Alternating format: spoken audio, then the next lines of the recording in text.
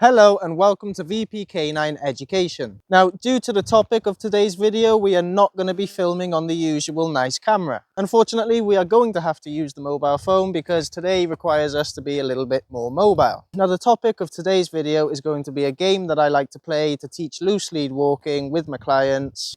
This is one that I learned from J-Jack on his Patreon channel, Next Level Dogs. And it's one that we adapt here at VP Canine Education because it is so bloody good. So how does the game work? Well, it works in two phases. So this video is going to be about phase 1 of the lead game. Phase 2 we'll do in a separate video. Now, the objective of phase 1 is to simply condition the dog to come back towards the owner every time they feel a touch on the collar. Now, a couple of things to say before we start the game is that A, we only use flat buckle regular collars, okay? So for this game, you can't be using any slip lead, you can't be using prong collars, e-collars, that sort of thing, just a simple flat buckle collar.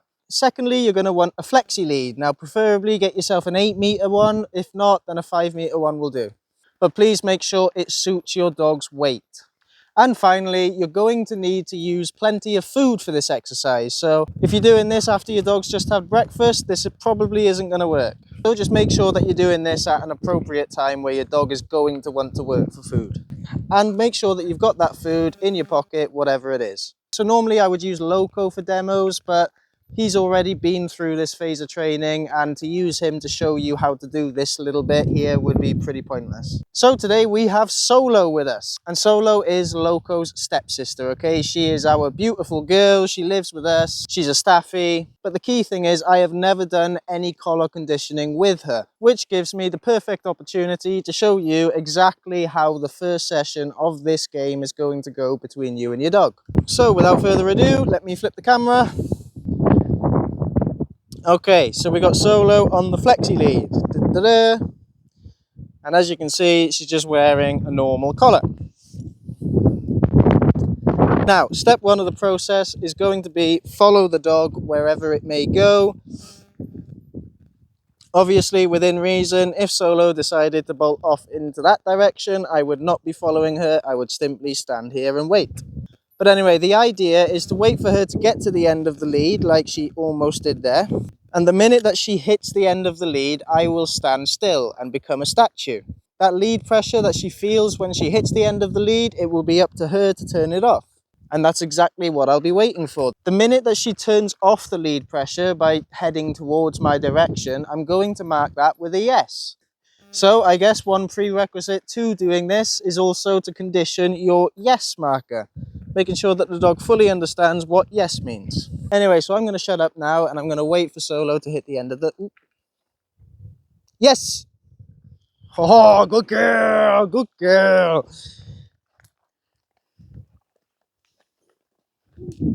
Okay. So I don't know how that actually came across on the video, I'll have to watch it back, but basically I waited for Solo to hit the end of the lead.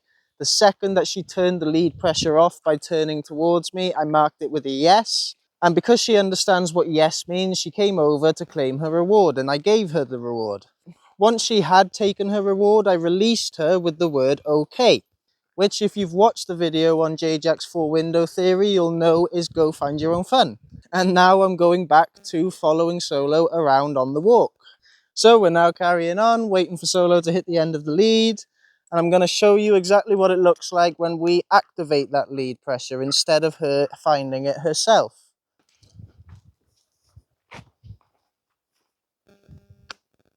Yes, go girl.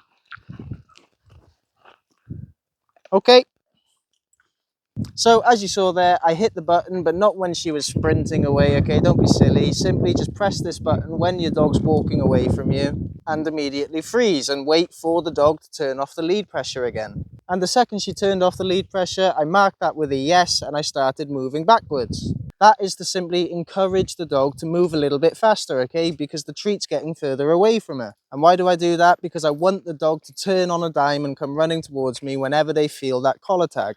As you get more and more reps of this, what you'll start to see is your dog turning on a dime when it feels the collar before you actually get the chance to say yes. At this point, you can then start delaying your reward marker, your yes, until the dog gets to your side. But anyway, once you get to the point where you do delay your reward marker until the dog gets to your side, you're then going to start adding steps before you say yes, and that I can get loco for. Yeah. Okay.